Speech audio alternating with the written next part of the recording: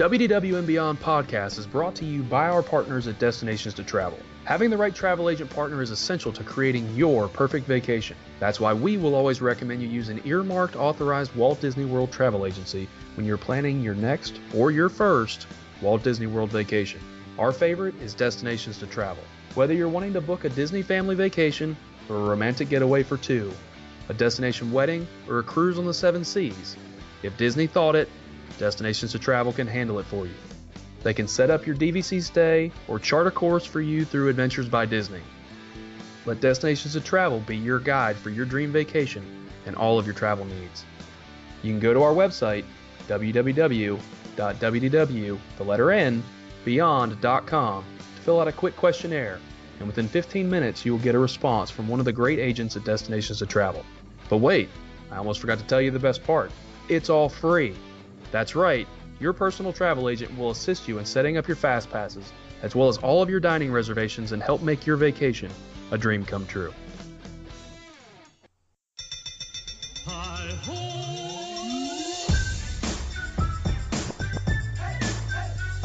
Hi-ho! Hi-ho! It's to the mobs we go. You can't be grumpy on this ride, 'cause this train rocks from side to side. Let's go! It's time to rock your Disney side on the all-new Seven Dwarfs Mine Train. Hi-ho! It's time to rock. It rocks. Hi-ho! Hi-ho! Opening May 28th, only at Walt Disney World.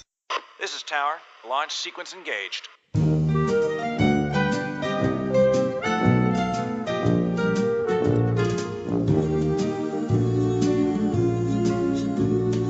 You've got a friend in me.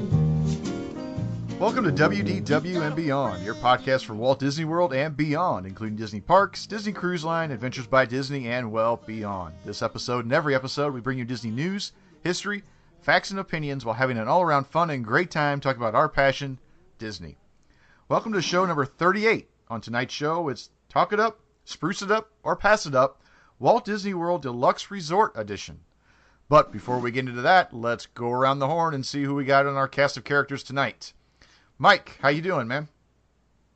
I'm doing okay. This is a very interesting topic. I can't believe it's 38 shows already. That's the most amazing part, that we've all tolerated each other for 38 episodes plus news, so that's a good thing.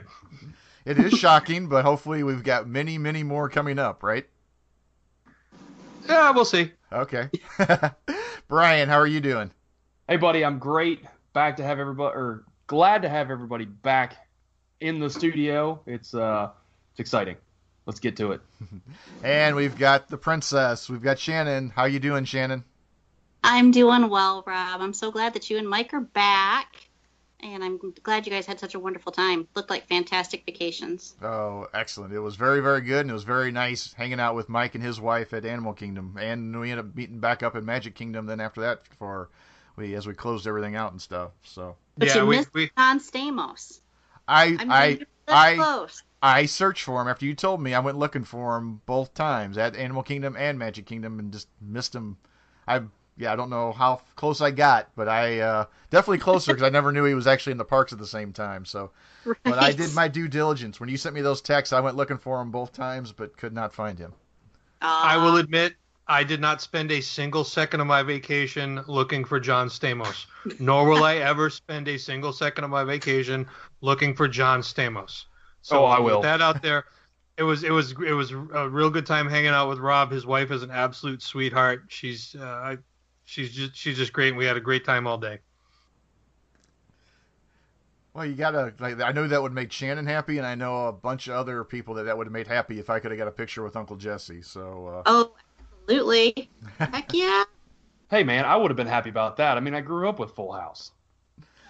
My daughter would have for died. crying out loud. I would have wanted This- the pic, though, with him doing his Elvis lip. His Elvis This is dance. barely under the Disney umbrella. This is why I said what I said at the introductions. 38 so far, because if the John Stamos talk is going to continue, we're going to have some serious discussions off the air. Oh, no, we're breaking up. Oh, God. He's like the Yoko Ono of our podcast. Okay. All right. Well, then I'll move it right along. Let me go ahead and throw it over to Brian. Brian, talk it up, spruce it up, pass it up. Take it away. Thanks, Rob.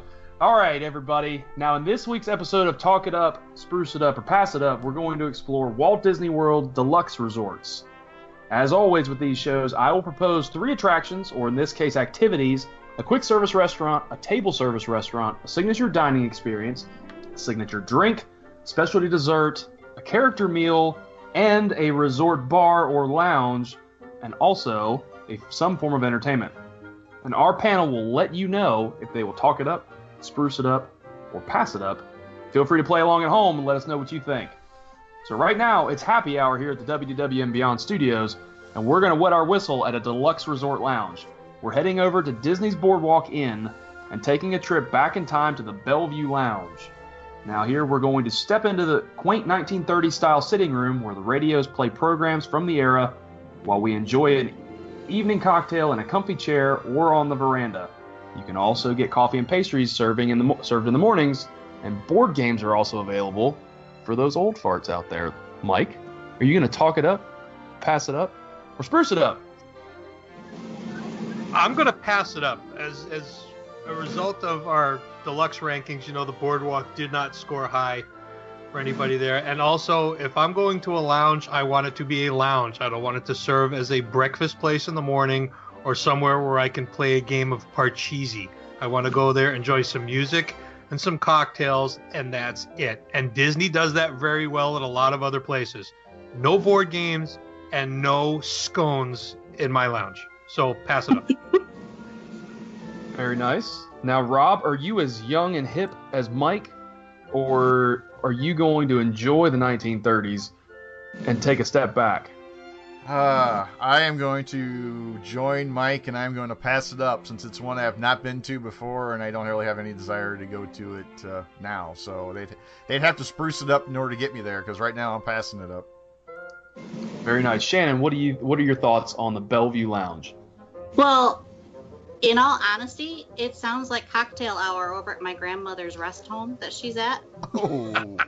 It's what it sounds like. They have that on Fridays. And they all get a glass of wine and they play board games and stuff. So I'm going to pass it up because, no. If I don't go over there on Fridays, I'm not going to this lounge. So, yeah. Nope. Yeah, nothing better than trying to enjoy like a bourbon old-fashioned with the Pop-O-Matic from Sorry going off in the background. Well, and I'm going to spruce it up. I'm going to get rid of the board games, get rid of breakfast, because I enjoy a nice beer in a comfy seat, and I'm not going to lie, the pictures look really comfortable. So I'm going to spruce it up, and then I'll go and enjoy a beer without all of you guys.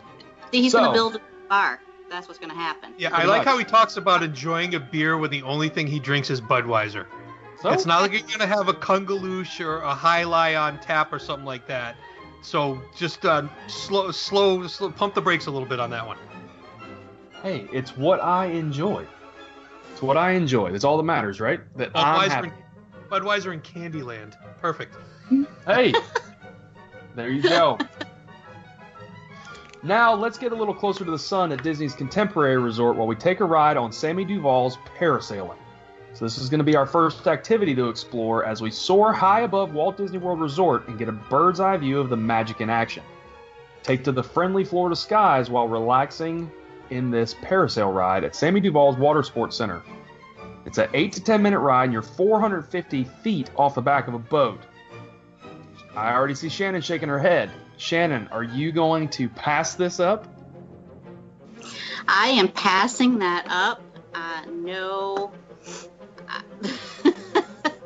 You can't.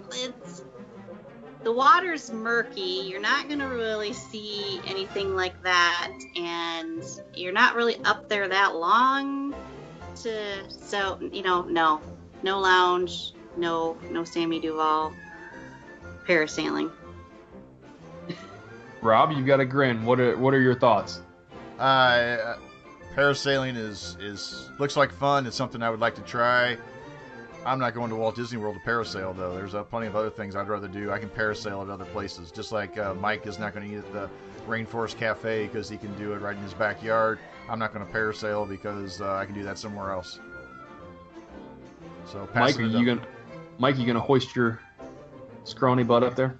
Well, it's got some positives and negatives. I mean, the positive is the parachute works like right away, so you don't have to worry about it failing when you're 450 feet in the air. So that to me is a positive.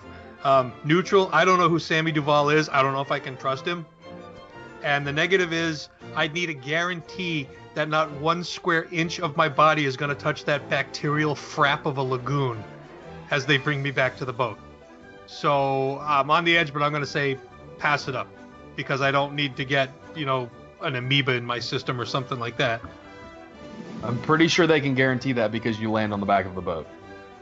Pretty sure. Most people land on the back of the boat. And you'd be the one that would not. Exactly. No, he's not. And plus you get the atomic wedgie from the harness. So that's another negative. This is true. So clearly you're never going to go skydiving then. No, and no wedgies at Disney World either. So that's. And clearly we'll never see him at either Typhoon Lagoon or Blizzard Beach. And the boat. Not on that slide. And the boat. I did the Slusher Gusher. Did you? Oh, absolutely. Only thing sticking out was the waistband when I was done, but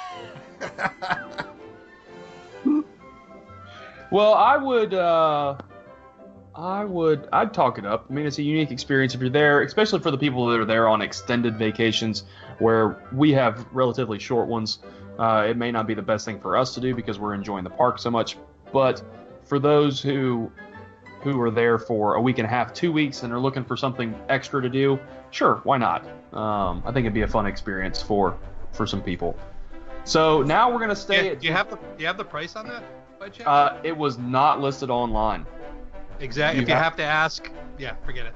Right. That's a good point. That is a good point. Typically, I say that. Now we're going to stay at Disney's Contemporary Resort, but let's get cleaned up and take a stroll under the sea and enjoy a meal at the Wave. Now here you can delight in fresh American cuisine at the stylish Contemporary Resort and Lounge. Mike, our resident foodie, are you going to talk up the Wave, pass up the Wave, or spruce up the Wave? I've never been there, but I've heard lots of good things about it recently. I heard the theming's pretty good. I've heard the breakfast is quite good, to be honest with you. So I would talk that up and give it a shot. It's a little more affordable than all the way upstairs at the California Grill, and maybe a nice place to have breakfast as a couple or something before you walk over to the Magic Kingdom for the day. So we'll talk that one up. Nice. Shannon, what about you? Well, I dined there in 2009. I wasn't very impressed, but like Mike, I heard that food has changed, chefs have changed, things have changed, and that the brunch and breakfast are really, really good. So I will talk it up, and then we'll just have to give it a try. Very nice. And you can enjoy the breakfast buffet from 7:30 to 11. It's pretty long hours for breakfast. Yeah, nice. I think so. Rob, what about you? Have you ever eaten at the Wave? No, I'm actually the same boat that Mike and Shannon is that I can't do any of the three things, but I have heard it talked up to me. That a couple people have been there recently like it and say it's really good. So I can't talk it up because I haven't been there, but it's been talked up to me, so I'll have to try it and see if I can do the same. Very nice. I ate there 2 years ago, and I had a great time. A large group. I think there were 10 of us in the group. They were able to handle us very easily. There were a lot of kids at the table. I think we had 2 servers. They divided the table in half. We had 2 servers, one taking each side. They were fantastic. They were spot on. The food actually was really good, and that's saying a lot from me. Everybody finished their plates. It was actually the first dinner that we had when we got to Walt Disney World, and the atmosphere was fantastic. I mean, it was pretty dark down there, but you felt like you were more or less under the sea. It had blown glass throughout the restaurant, and it had a bubble effect, which was really cool. So I definitely hopefully we'll go and dine there again later this year. Now, for this next one, there's going to be an activity. You won't have to go far for this next activity, but you may want to save it for a day without an ADR. Let's hop aboard Highway in the Sky as we dine around Seven Seas Lagoon while we visit all of the monorail resorts. Now, all aboard the Walt Disney World monorail for a culinary journey where each destination offers a distinctively delicious experience. Now take a listen to this. 5 courses, 1 extraordinary evening. Join